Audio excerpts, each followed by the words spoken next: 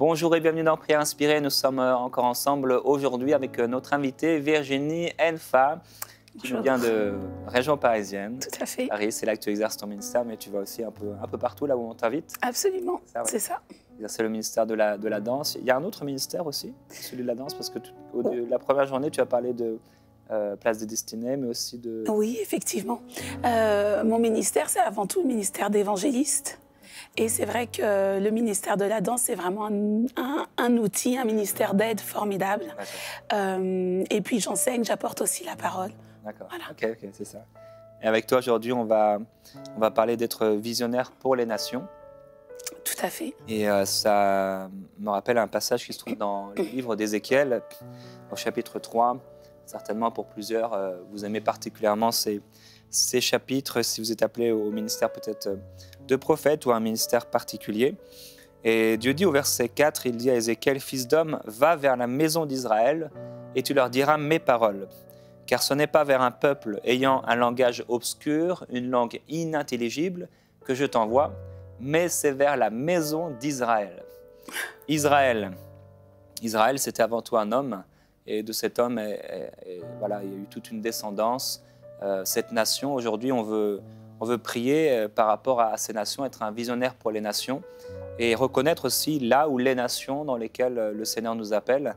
Personnellement, il y a une date ici qui est inscrite par rapport à ce passage, chapitre 2, chapitre 3, relié à mon appel. Mais ce qu'un jour, en lisant ce passage, il y a maintenant bien des années, 15 ans, plus de 15 ans, le Seigneur m'a montré qu'en fait, mon appel premier, ce serait d'abord dans les nations qui parlent ma langue, la francophonie. Et on veut aujourd'hui parler de ces nations. On doit avoir un cœur pour les nations. Le Seigneur nous demande même de prier pour la paix de Jérusalem. Et on doit avoir un cœur pour les nations, mais aussi une nation, des fois un endroit, un lieu, une maison dans laquelle on doit se trouver. Et je prie qu'on puisse être vraiment au cœur de sa volonté, comprendre, discerner, comme on en a parlé cette semaine, discerner le rêve de Dieu et qu'on puisse être au bon endroit. Et ça évitera parfois des pleurs, mais aussi surtout du temps perdu, mais que notre cœur puisse s'élargir à la mesure de la nation dans laquelle il nous appelle. Alors être un visionnaire pour les nations, c'est ce dont tu vas nous parler aujourd'hui. Oui, effectivement. Hier, on parlait d'être un visionnaire, un homme, une femme visionnaire pour l'Église. Et je pense que Dieu, en fait, nous étire tout le temps, toujours plus. Bien sûr, chacun, nous avons des destinées, des appels bien particuliers. Et il est important de pouvoir les respecter. Nous ne sommes pas tous appelés dans les nations, c'est-à-dire à nous déplacer dans les nations. Mais avoir un cœur pour les nations, ça, c'est tout à fait possible. Et avant toute chose, je pense que c'est quelque chose que l'on doit absolument retenir, c'est que Dieu n'a pas de chouchou. Dieu ne nous préfère pas un tel au détriment d'un autre.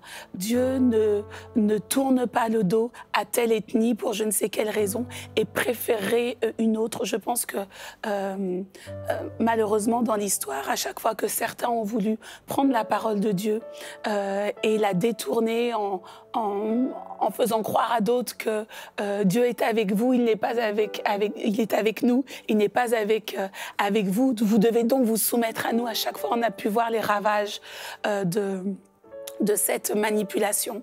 Et c'est absolument tout le contraire de ce que Dieu désire. C'est vraiment le Dieu des peuples, le Dieu des nations. Et c'est lui qui ponctue non seulement notre histoire, mais qui sait aussi la redresser, qui sait aussi s'approcher en sa saison, plus d'un peuple et d'un autre, afin que chacun ait sa part, en fait, dans l'histoire du cœur de Dieu. Et ça, c'est très important que nous, en tant que porteurs de vision aujourd'hui, nous puissions vraiment nous coller à nouveau au cœur du Seigneur en disant « Seigneur, est-ce que la vision que j'ai reçue, tu la désires pour les nations ?» pour ma nation, pour quel type de territoire. Parfois, lorsque l'on est fort, concentré sur la vision que Dieu nous confie, on fonctionne un petit peu avec des œillères. Et on oublie en fait que c'est pas la vision qui est importante, mais c'est avant tout la source de la vision vers laquelle nous devons continuer toujours et encore à regarder. Donc souvent le Seigneur va élargir notre vision au fur et à mesure du temps, à mesure de ce que nous-mêmes nous sommes capables de porter, à mesure de ce que nous sommes nous-mêmes capables de sacrifier, de comprendre, au fur et à mesure aussi de notre chemin de maturité, de sanctification et de consécration. Et plus on élargit notre cœur à vouloir comprendre, Seigneur, cette vision que tu m'as donnée, c'est une vision d'amour. Elle est ciblée, elle est pour quel type de personne? Plus tu seras dans cette écoute et plus le Seigneur va simplement élargir ton cœur et tu te rendras compte que plus ton cœur est élargi à aimer plus et plus le Seigneur va pouvoir charger ton cœur de nations multiples et variées. Je me souviens une fois, je parlais avec quelqu'un qui, lorsqu'à chaque fois il parlait de la francophonie, en réalité, inconsciemment, il ne parlait que de Paris. C'est comme si la francophonie était devenue un terme à la mode, quelque chose qu'on utilise parce que c'est le terme en vogue. Et en réalité, sa vision ne s'arrêtait qu'à Paris, comme si il n'y avait pas d'autres régions en France, et surtout comme si Paris c'était quand même the place to be. Un bon Parisien. Voilà, pour pouvoir exercer son ministère. Si mon ministère est fécond à Paris, c'est que là vraiment j'ai réussi, j'ai tout gagné. Et c'est souvent troublant de pouvoir découvrir dans des nations francophones, certes, mais dont la culture est extrêmement différente, une foi, une ferveur, une révélation de Dieu qui, chez nous, n'est pas encore forcément là. Et ça nous permet d'être vraiment humbles. Il y a quelque chose, moi, qui m'impacte beaucoup personnellement. C'est tous ces serviteurs de Dieu du continent francophone africain, la partie de l'Afrique francophone. Je trouve que vraiment, merci Seigneur pour l'impact, pour la dimension de révélation dans cette génération de tous ces serviteurs-là.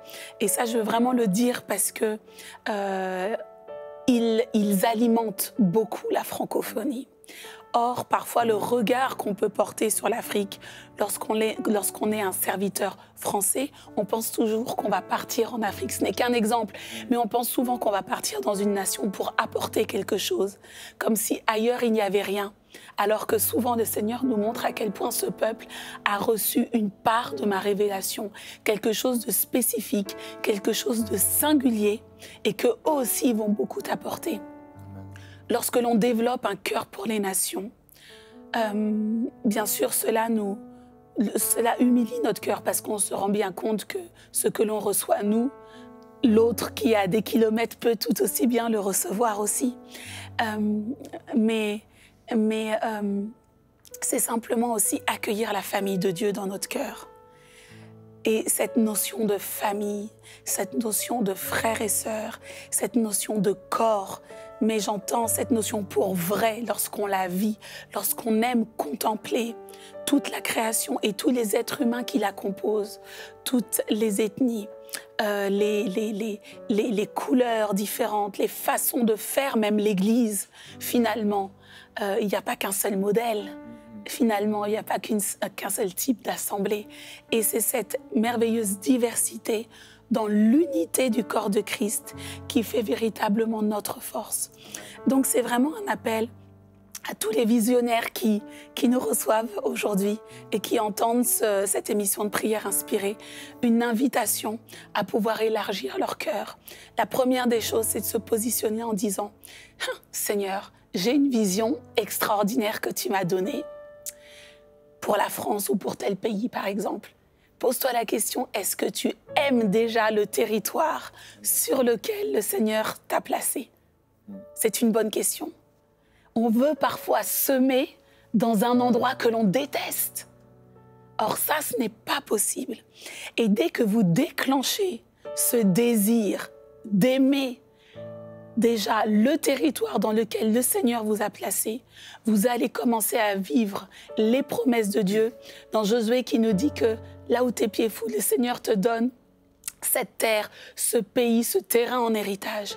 Et lorsque tu te fais, ou plutôt lorsque tu saisis cet héritage tu réalises que ce terrain, ce lieu est maintenant pour toi comme un champ défriché et tu n'as plus qu'à commencer à travailler en fait sur la vision. Mais les oppositions seront très différentes. Donc véritablement, prenez le temps de sonder vos cœurs. Seigneur, tu m'envoies vers tel peuple, mais est-ce que je les aime? Seigneur, tu m'envoies dans telle nation, mais est-ce que j'aime cette nation? Quel est mon regard vis-à-vis d'eux? Est-ce que, Seigneur, j'ai pris le temps d'étudier l'histoire de ce pays? Est-ce que j'ai pris le temps de connaître l'histoire des peuples qui composent cette nation avant de partir la fleur au fusil, comme on dit, et de donner un message qui peut-être sera un petit peu à côté parce que simplement on n'a pas eu l'humilité de prendre le temps de chérir cette nation. Et autre chose de très important, c'est que la vision que nous recevons, elle répond à un besoin précis dans le royaume. Une vision, un besoin. Et donc, il vaut mieux ne pas être uniquement penché sur la vision. Il faut aussi comprendre, Seigneur, cette vision. À qui s'adresse-t-elle? À quel besoin doit-elle répondre, Seigneur? Il se peut que toi qui habites aujourd'hui, je ne sais pas, en Allemagne, peut-être que ta vision correspond à des besoins qui se trouvent en France.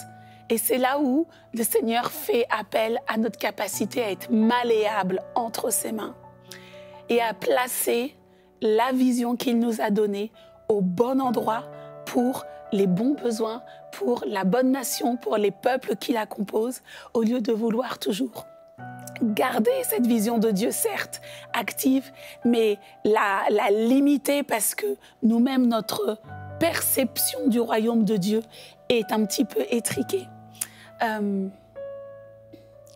J'aime la parole, Jérémie et notamment les prophètes, et j'aime la façon dont Dieu parle aux prophètes. Il y a de certains moments où on a vraiment l'impression que c'est « prends ça, va là, fais ça, parle là, dis ça ».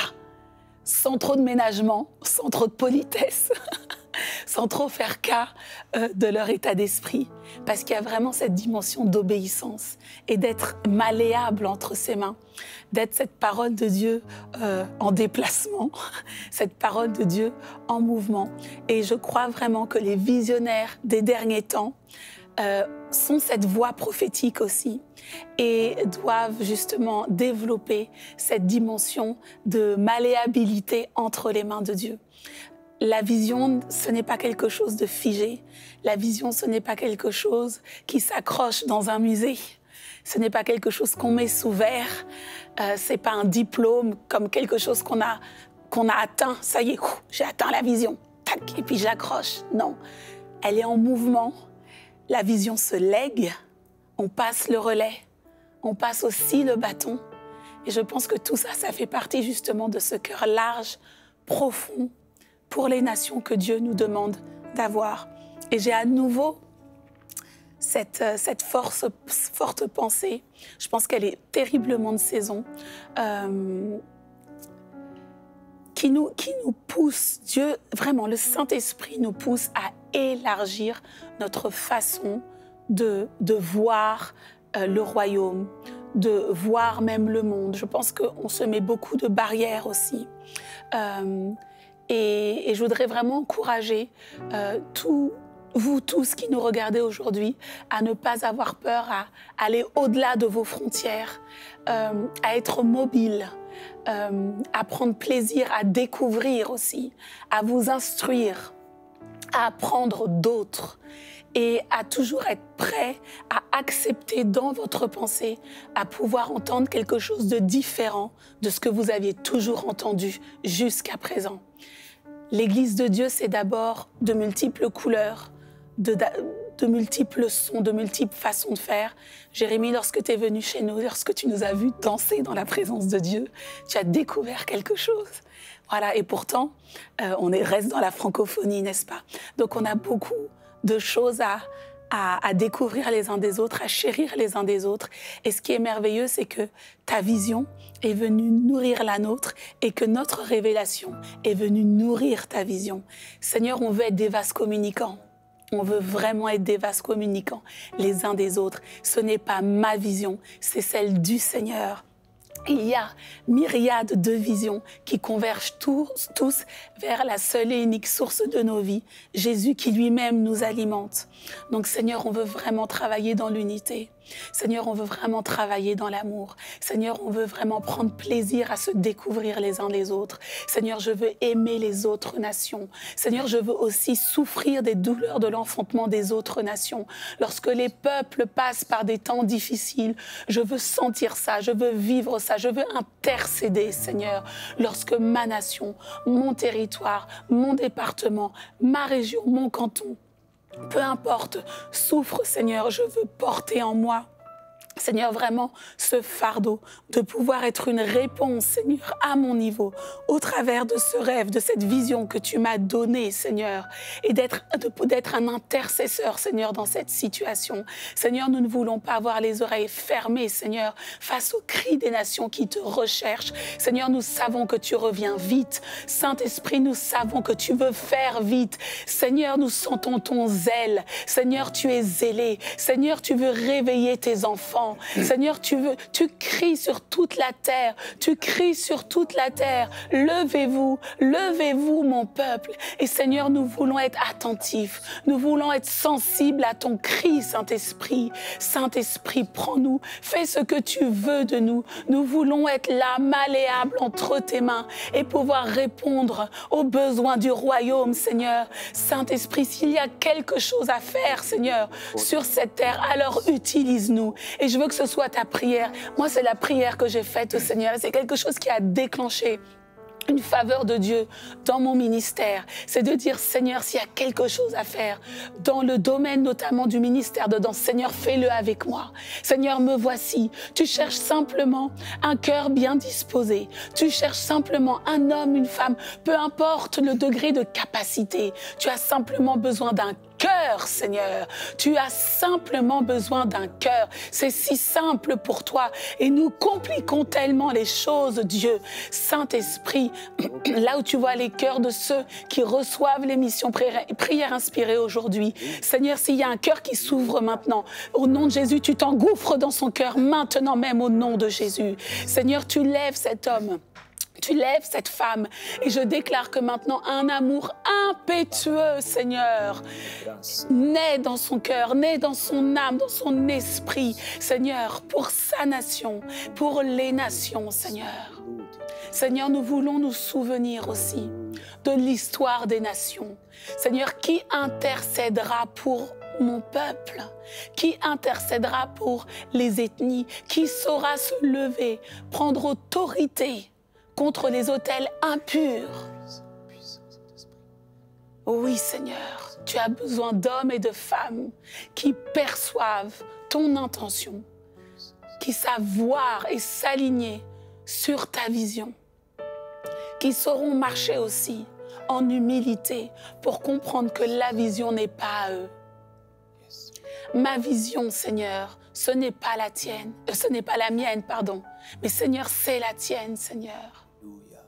Seigneur, je veux que tu puisses prendre toute la place dans nos cœurs,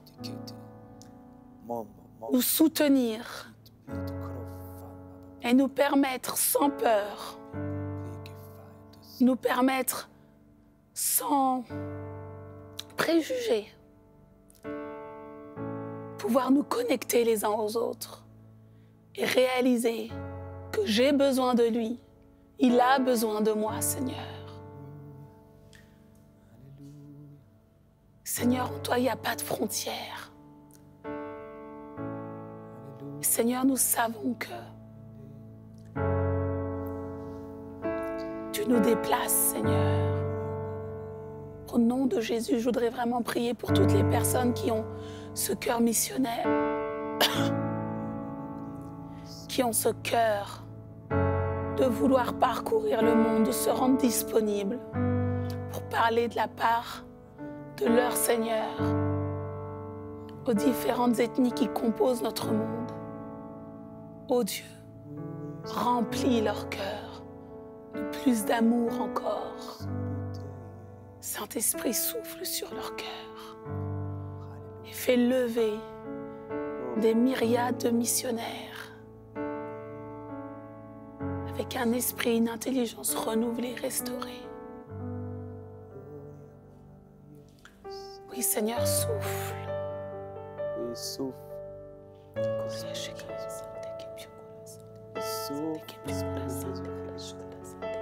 Souffle, Esprit de Dieu. Oui, souffle. Oui, souffle. Oui, souffle. Souffle. Souffle sur nous, Seigneur. Oh, oui, souffle, souffle sur nous. Souffle sur nous, Seigneur. Souffle sur les nations.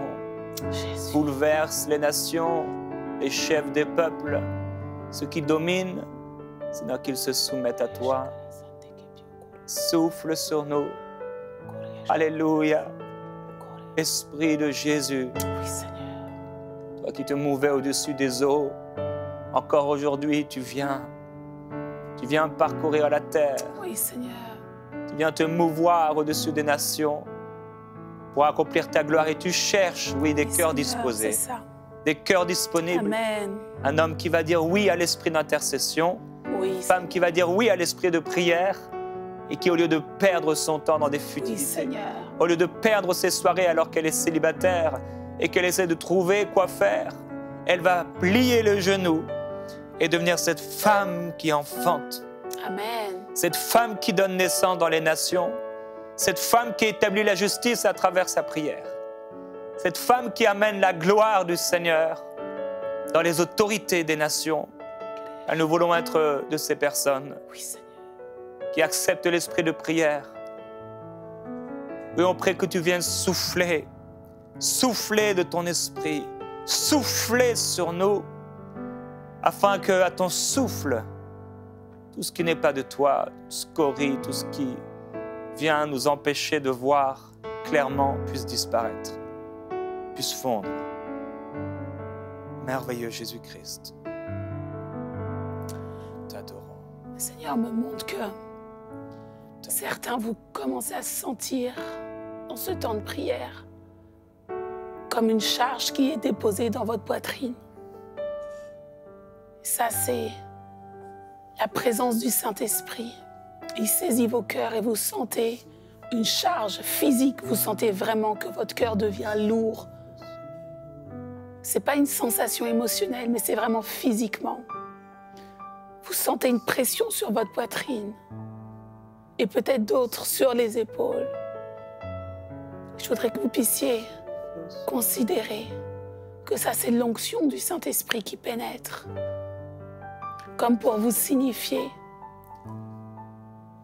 que cette vision, ce cœur pour les nations, oui, c'est par son esprit. Et il s'agit d'un joug qui est doux et léger. Et tu vas sentir beaucoup de compassion. Dans les prochains jours, tu vas sentir beaucoup de compassion. Tout autour de toi, Dieu va commencer à élargir ton cœur. Et tu sentiras beaucoup de compassion. Il faut de la compassion pour aimer les nations. La compassion nous garde des jugements hâtifs. Elle nous permet de nous mettre à la place de l'autre, de comprendre ses agissements, ses positionnements et de savoir mieux l'aider, de savoir mieux l'écouter, de savoir mieux prier pour lui aussi.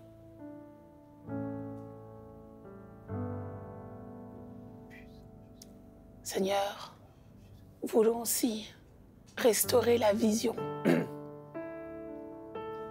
que nous pouvons avoir lorsque nous regardons les nations qui composent la terre. Nous voulons aussi te demander pardon pour les semences impures, la violence d'un peuple sur l'autre, tous ces chocs, ces traumatismes dans l'histoire des peuples, Seigneur, qui viennent encore spirituellement réclamer la mort, réclamer le désert, réclamer la division. Mais nous, Seigneur, en tant que faiseurs de paix, nous voulons marcher dans cette unité-là, Seigneur, que la culture de ton royaume nous impose, que nous recevons, Seigneur, de tout notre cœur.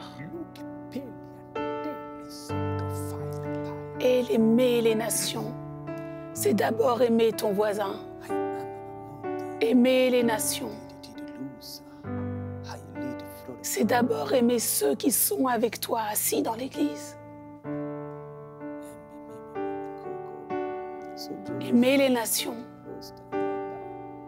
c'est t'approcher de ceux que tu ne connais pas encore. Vous habitez dans la même ville, mais il y a ces personnes, ceux-là, vers lesquels jamais tu n'irais évangéliser. Seigneur, mets-nous au défi de tous les aimer.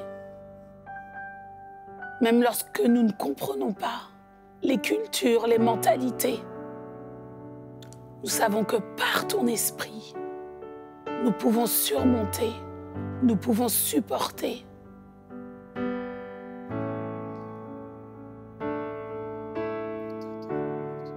Seigneur, que la vision nous dépasse,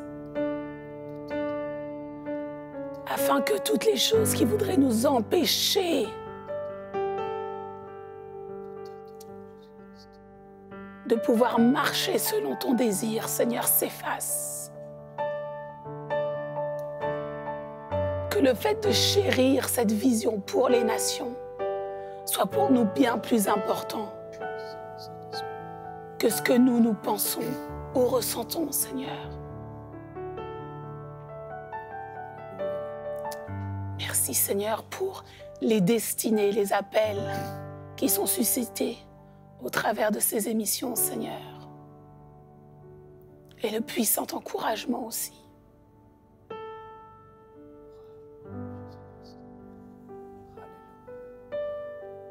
Je sens que quelqu'un doit retourner dans son pays d'origine. Seigneur te dit que maintenant c'est le temps de repartir dans ton pays d'origine.